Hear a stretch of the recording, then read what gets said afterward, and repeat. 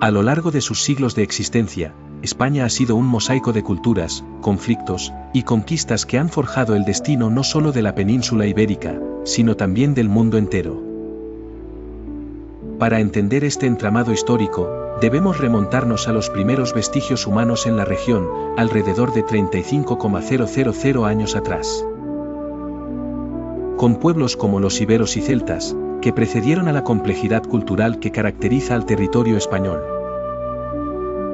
Durante la antigüedad, fenicios, griegos y cartagineses establecieron colonias en la península, pero serían los romanos quienes dejarían una profunda huella que perdura hasta nuestros días.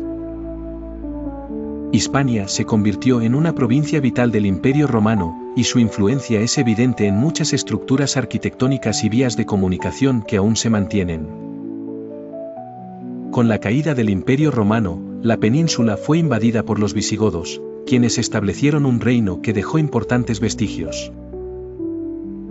Sin embargo, fue la llegada de los musulmanes en el año 711 lo que transformó radicalmente la región. Durante más de 7 siglos, Al-Ándalus floreció como un centro de conocimiento y cultura donde convivían musulmanes, cristianos y judíos. La Reconquista, un proceso que duró casi 800 años, implicó las guerras entre los reinos cristianos del norte y los musulmanes del sur, culminando en 1492 con la toma de Granada por los reyes católicos, Isabel de Castilla y Fernando de Aragón. Este acontecimiento no solo unificó a gran parte de la península bajo un mismo reino, sino que también marcó el inicio de la expansión colonial de España. El 12 de octubre de 1492, Cristóbal Colón alcanzó el continente americano, abriendo vastas oportunidades para el Imperio español.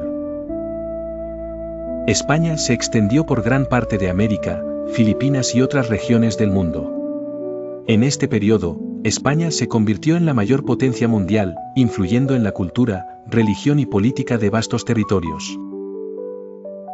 Sin embargo, la hegemonía española comenzó a declinar en el siglo XVII, con una serie de conflictos, como la Guerra de los 30 Años y la administración deficiente que llevaron al agotamiento económico y político. En el siglo XVIII, los Borbones llegaron al poder, impulsando reformas y modernizaciones, aunque con resultados mixtos. El siglo XIX fue testigo de una España convulsa entre guerras, cambios de monarquía, y la pérdida de sus últimas colonias. La influencia de las ideologías liberales y conservadoras dividió al país en términos políticos y sociales. Ya en el siglo XX, tras la dictadura de Primo de Rivera y la Segunda República, estalló la Guerra Civil Española entre 1936 y 1939. Un conflicto devastador que llevó a una dictadura bajo Francisco Franco que duraría hasta 1975. La transición hacia la democracia culminó en la Constitución de 1978, abriendo un nuevo capítulo de prosperidad política y económica. Junto a la integración de España en la Unión Europea. Hoy en día, España sigue evolucionando, enfrentando desafíos modernos con una historia rica que resuena en cada esquina de su territorio. Sea a través de sus lenguas, tradiciones o monumentos, la historia de España es la historia de un pueblo diverso, resiliente y en constante cambio. En el corazón de la península ibérica, dos culturas distintas dejaron huellas imborrables en la historia de España, los iberos y los celtas. Este crisol de civilizaciones marcó el desarrollo social, político y cultural de estas tierras y dejó un legado que perdura en la actualidad. El comienzo de nuestra historia se sitúa en el siglo VI a.C., cuando los iberos habitaban la zona oriental y meridional de la península. Los iberos eran conocidos por sus habilidades para la agricultura y el comercio. Eran un pueblo notable por sus ciudades fortificadas y su avanzada metalurgia. Estos habitantes, generalmente organizados en tribus, mantenían contactos comerciales con los fenicios y posteriormente con los griegos, lo que enriqueció su cultura y tecnología. La estructura social ibera era bien definida, con una jerarquía en sus comunidades. El jefe de la tribu lideraba su pueblo, y los sacerdotes jugaban un papel esencial en la vida religiosa.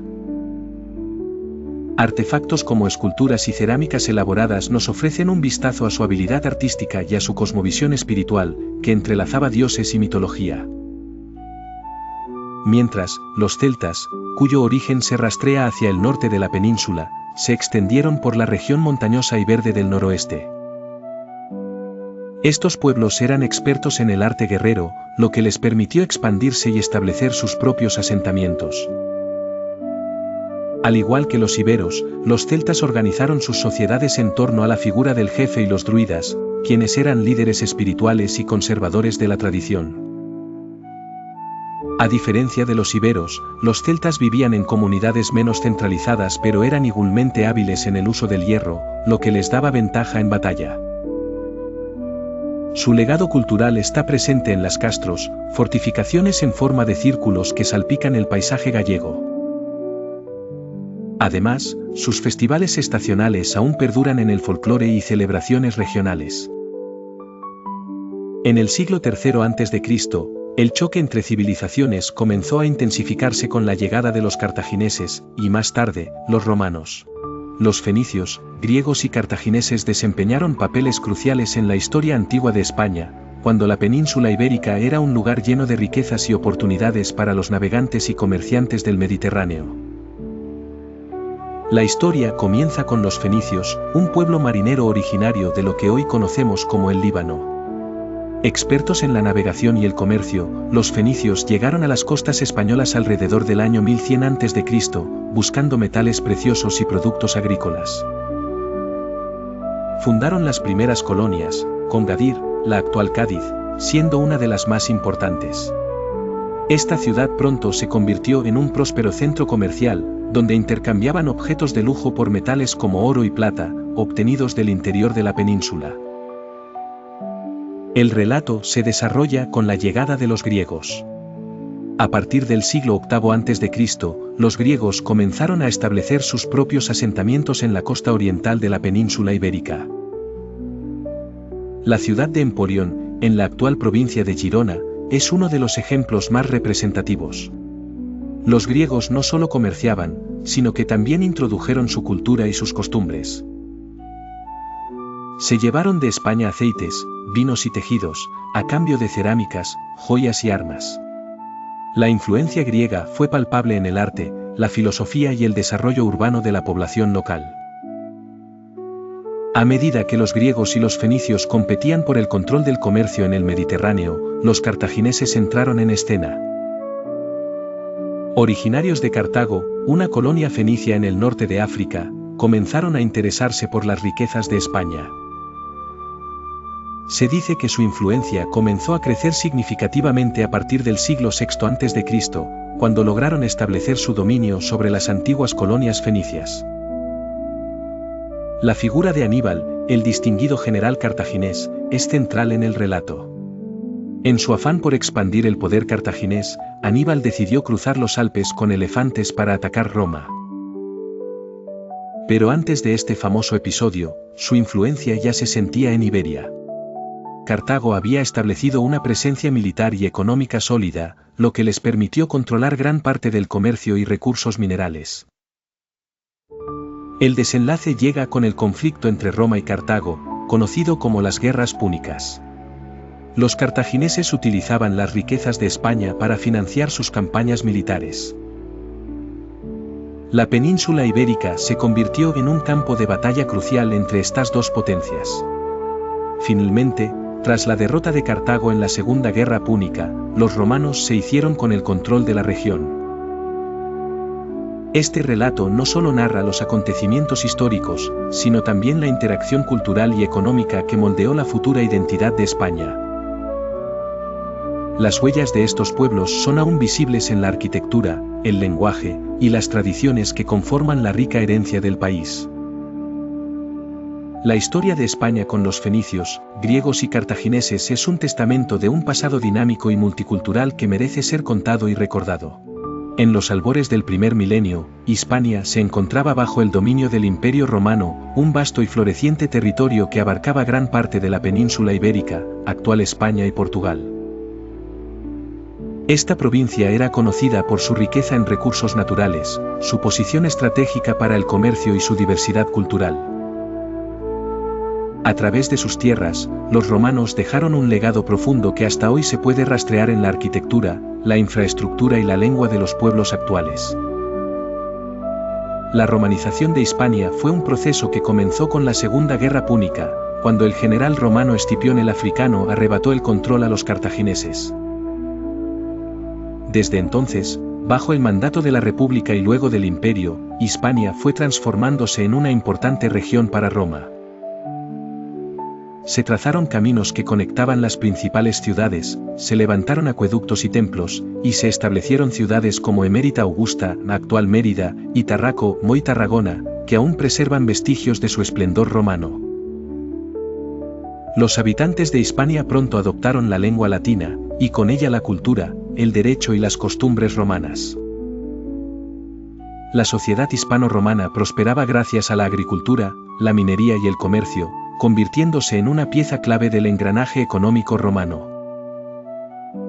Famoso por su aceite de oliva y sus metales preciosos, el comercio desde Hispania alcanzaba zonas tan lejanas como el Mediterráneo oriental. Sin embargo, los siglos de paz imperial no podían prolongarse indefinidamente. A finales del siglo IV, el mundo romano comenzó a tambalearse bajo la presión de las invasiones bárbaras. Fue alrededor del año 409 después de Cristo cuando los movimientos de los pueblos germánicos cruzaron los Pirineos, iniciando una serie de incursiones en territorio hispano. Los visigodos, liderados por su rey Alarico, se habían establecido temporalmente en Italia antes de ser convencidos por Roma de cruzar hacia Hispania primero como aliados, y luego como dominadores. A medida que los visigodos se asentaban, comenzaron a dejar su impronta sobre las antiguas ciudades romanas. Con líderes como Eurico y Leovigildo, los visigodos consolidaron su poder y en el año 507 después de Cristo, bajo el liderazgo de Alarico II, establecieron su capital en Toledo. En esta nueva etapa de la península, la convivencia entre visigodos e hispano-romanos continuó perfilando un legado de diversidad. En el año 711, un fenómeno trascendental invadió las costas de la península ibérica. Un ejército de musulmanes liderados por Teri Quincillad, un general bereber al servicio del califato omeya, cruzó el estrecho de Gibraltar desde el norte de África. Este insólito evento marcó el surgimiento del Al-Ándalus, la civilización islámica en tierras hispanas que transformaría la sociedad, cultura y el paisaje mismo de España durante los siglos siguientes. La invasión no ocurrió en un vacío político. La debilidad interna del reino visigodo, plagada de luchas sucesorias y divisiones, facilitó el avance musulmán. La batalla del Guadalete fue uno de los enfrentamientos decisivos que permitió a los musulmanes consolidar su presencia. Después de la caída de Rodrigo, el último rey visigodo, las ciudades fueron cayendo una a una, desde Córdoba y Sevilla hasta Toledo. El establecimiento del Emirato de Córdoba por Abd al-Rahman y en 756 consolidó el poder musulmán en la península. No obstante, el proceso de islamización fue diverso y gradual, y no todos los habitantes se convirtieron al Islam de inmediato. La convivencia entre musulmanes, cristianos y judíos dio lugar a un florecimiento cultural sin precedente. Las nuevas ciudades como Córdoba, que se convirtió en un centro de saber y arte, y el auge de la agricultura con técnicas avanzadas introducidas por los musulmanes, transformaron la península. Con el tiempo, Al-Ándalus se convirtió en un mosaico de distintas culturas, inspiradas por avances en matemáticas, astronomía, medicina y filosofía que los pensadores musulmanes de Al-Ándalus absorbieron y adaptaron de otras culturas islámicas y de las herencias grecolatinas. El siglo XI fue testigo de la fragmentación del califato en múltiples reinos o taifas, lo cual debilitó la unidad musulmana frente a los avances cristianos del norte. A pesar de esta fragmentación política, la época de las taifas fue fecunda en cuanto a la competición cultural. Las taifas competían por poseer los más grandes eruditos, poetas y arquitectos, lo cual mantuvo el nivel cultural y económico elevado a pesar de la inestabilidad política. A lo largo de los siglos, la reconquista impulsada por los reinos cristianos fue desgastando el territorio musulmán, culminando en 1492 con la caída del Reino de Granada, el último baluarte del dominio islámico en la península, en manos de los reyes católicos. El fin del poder musulmán en la península no significó el cese inmediato de la cultura islámica, pero sí el inicio de un periodo de asimilación, durante ciertos momentos, persecución. Sin embargo, el legado de Al-Ándalus no desapareció del todo, se mantuvo a través de las obras arquitectónicas como la Alhambra, así como en innumerables conceptos científicos que habían sido introducidos durante su dominio. El 2 de enero de 1492, el aire frío de la mañana traía consigo una mezcla de expectativas y tensiones en las calles de Granada. Era un día que marcaría el final de una era en la península ibérica, y representaba la culminación de la larga reconquista que los reinos cristianos habían emprendido siglos atrás para recuperar los territorios dominados por los musulmanes. Dentro del Palacio de la Alhambra, el sultán Boabdil se encontraba en un mar de emociones conflictivas.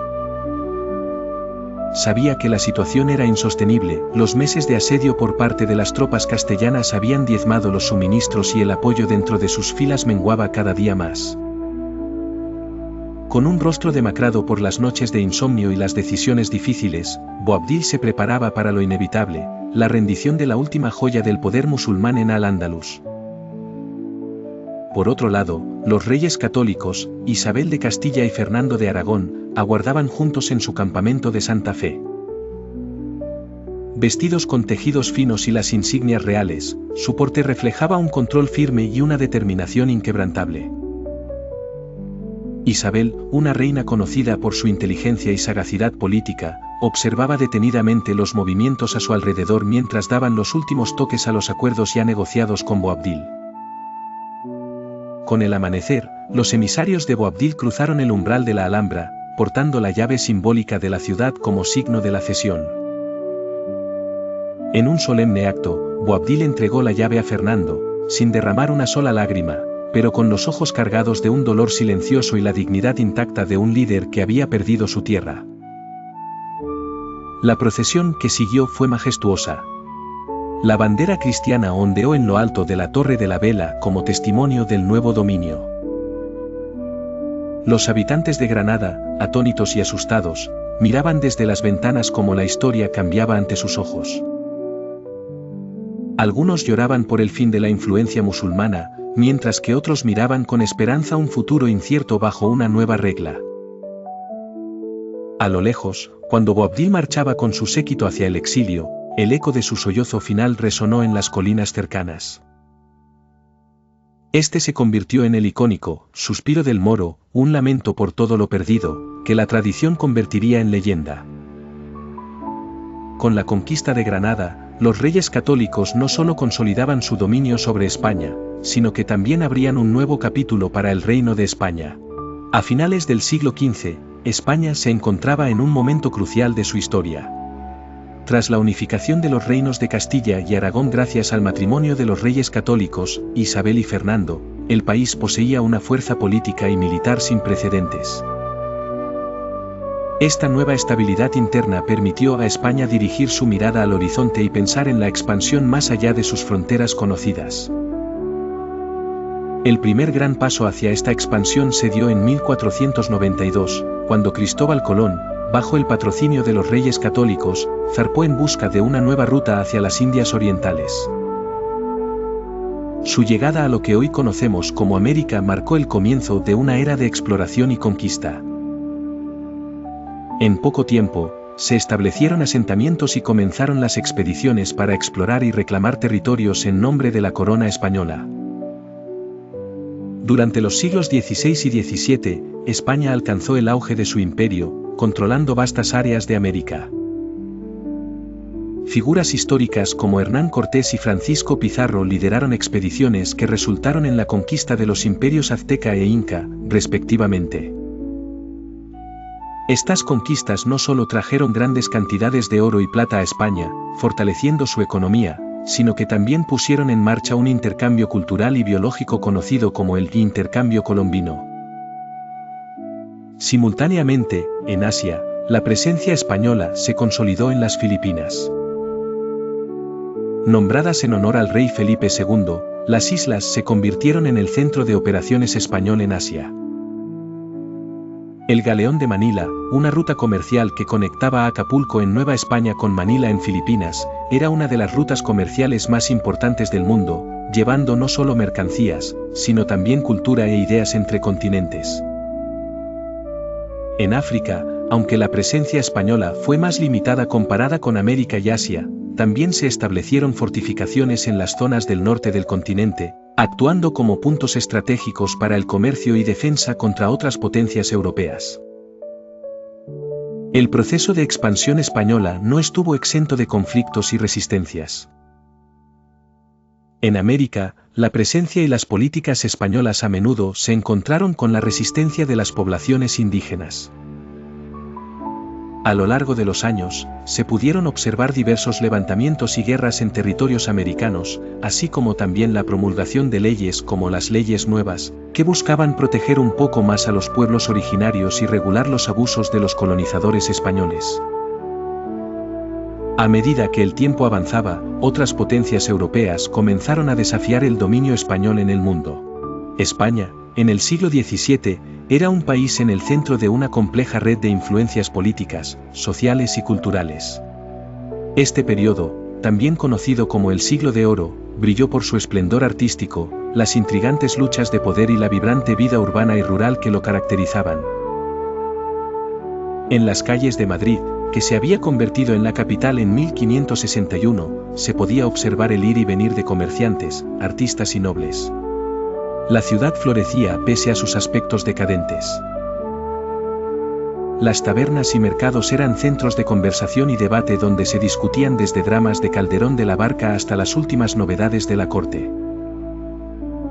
La monarquía hispánica, bajo los reinados de Felipe III, Felipe IV y Carlos II, se veía desafiada por problemas internos y externos. La centralización del poder en manos de válidos marcó este periodo. Figuras como el Duque de Lerma y el Conde-Duque de Olivares jugaron roles cruciales, mientras un poderoso imperio se tambaleaba bajo guerras continuas, luchas en los Países Bajos y gastos exorbitantes que generaron una serie de bancarrotas. En el arte, España alcanzó cumbres inigualables. Diego Velázquez revolucionó la pintura con obras maestras como Las Meninas, capturando no solo la imagen sino el alma de sus personajes. Mientras tanto, en la literatura, Miguel de Cervantes publicaba Don Quijote, una obra innovadora que desafiaba las normas narrativas de su época y exploraba la complejidad del ser humano. El siglo también estuvo marcado por tensiones religiosas. La severidad de la Inquisición no disminuyó, vigilando la ortodoxia católica y persiguiendo a herejes y conversos de origen judío-musulmán. Esta era de fervor religioso moldeó la cultura y las actitudes de la época, influyendo mucho en el arte sacro y la vida cotidiana. La ciencia, aunque aún limitada por ciertas mentalidades, comenzaba a avanzar lentamente. Innovaciones en la navegación y los descubrimientos en el Nuevo Mundo traían noticias exóticas y recursos que enriquecían y complicaban la visión que los españoles tenían del mundo. En el campo, la vida transcurría con una tranquilidad en apariencia inmutable pero profundamente afectada por la política y la economía del reino. Una serie de malas cosechas y plagas devastadoras intensificaban las dificultades. Pese a ello, los campesinos trabajaban de sol a sol, forjando una existencia difícil pero crucial para el sustento general. Con sus luces y sombras, el siglo XVII en España es un lienzo impresionantemente dinámico. La coexistencia de la belleza y la tragedia, el esplendor artístico y el declive económico, configuran una historia fascinante que sigue resonando a través del tiempo. Así, España del Siglo de Oro persiste como un recuerdo vibrante en la narrativa cultural mundial, un testimonio de su impacto duradero en la historia de la humanidad. Este guión, lejos de agotar la riqueza del siglo XVII español, ofrece una visión entrelazada de personajes, eventos y corrientes que definieron un periodo extraordinario en uno de los países más influyentes de la historia occidental. En el siglo XVIII, España enfrentó una serie de desafíos y transformaciones que la llevarían a redefinir su posición en el escenario europeo y global. Durante este periodo, la monarquía española fue encabezada por los Borbones, quienes implementaron numerosas reformas en un intento por modernizar el país y revitalizar su economía y sociedad. A principios del siglo, el trono español fue disputado entre Felipe V, el primer monarca Borbón, y el pretendiente austriaco Carlos de Habsburgo. Esta contienda se conoció como la Guerra de Sucesión Española, que tuvo lugar entre 1701 y 1714. La guerra concluyó con el Tratado de Utrecht, que consolidó a Felipe V como rey de España, pero marcó el comienzo de la pérdida de territorios importantes, como los Países Bajos españoles y Nápoles.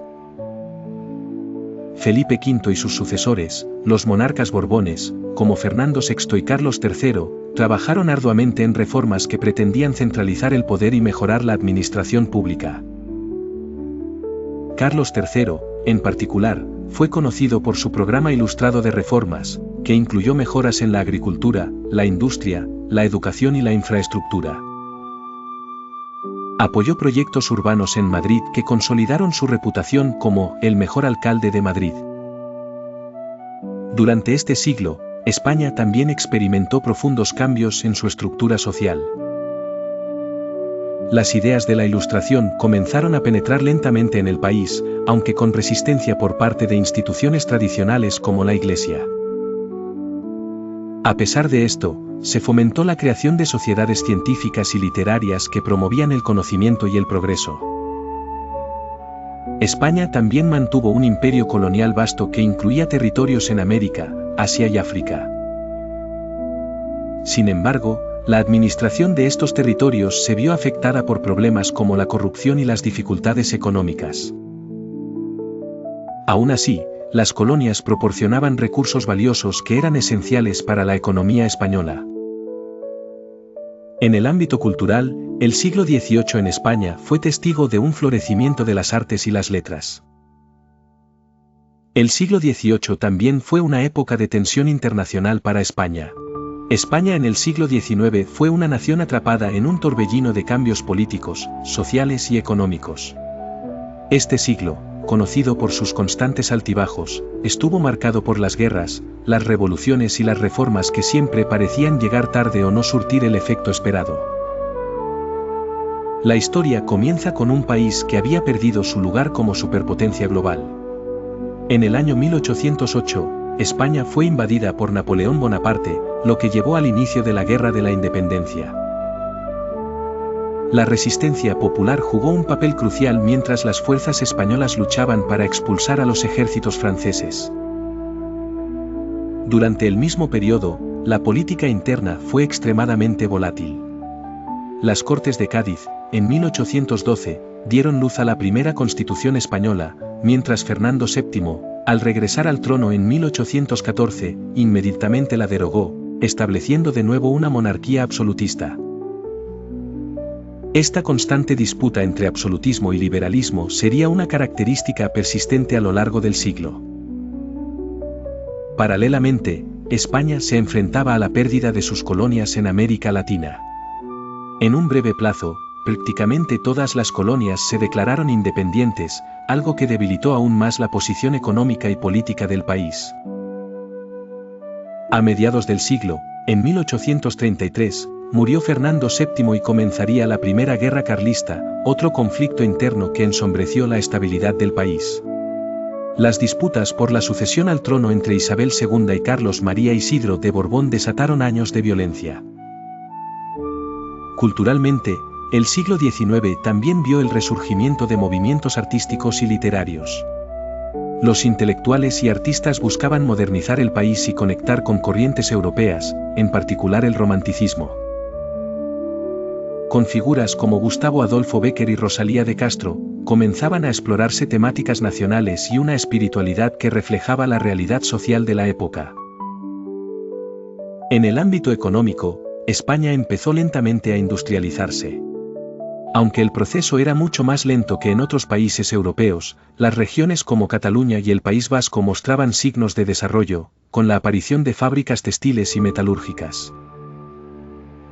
Sin embargo, la agricultura seguía predominando y los límites de la industrialización reflejaban una desigualdad creciente. Hacia el final del siglo, en 1898, España sufriría una de sus mayores derrotas, la Guerra Hispano-Estadounidense, perdiendo sus últimas colonias en el Caribe y el Pacífico. Este evento, conocido como el Desastre del 98, tuvo un impacto profundo y marcó el fin del poder colonial español. España en el siglo XIX fue un país de contradicciones, donde las fuerzas del cambio y la tradición chocaban continuamente, dejando cicatrices profundas en el tejido nacional. Con todos estos desafíos a lo largo del siglo, el país finalmente se preparaba para el nuevo siglo y los inevitables retos que vendrían con él. En el siglo XX, España vivió una serie de eventos que marcaron profundamente su historia política, social y cultural. Comenzando por la dictadura de Miguel Primo de Rivera, quien asumió el poder en 1923 mediante un golpe de Estado. Este siglo se caracterizó por una continua lucha por el poder y la libertad, reflejando las tensiones internas en un país dividido por ideologías. Con Primo de Rivera, el país experimentó una etapa de relativo orden y crecimiento económico debido a su política autoritaria y de control. Sin embargo, su régimen fue efímero, finalizando en 1930 por la creciente oposición de diversos sectores de la sociedad y el ejército. La caída de Primo de Rivera fue seguida de un periodo de transición que llevó al establecimiento de la Segunda República en 1931, marcando un cambio drástico hacia un gobierno más democrático y liberal. Este nuevo régimen introdujo reformas significativas como el voto femenino, la secularización de la administración y la educación, junto con la autonomía regional, generando esperanzas de modernización. No obstante, las diferencias ideológicas dentro del mismo gobierno y la oposición que enfrentó por parte de sectores conservadores y algunos militares dieron lugar a tensiones que escalaron rápidamente.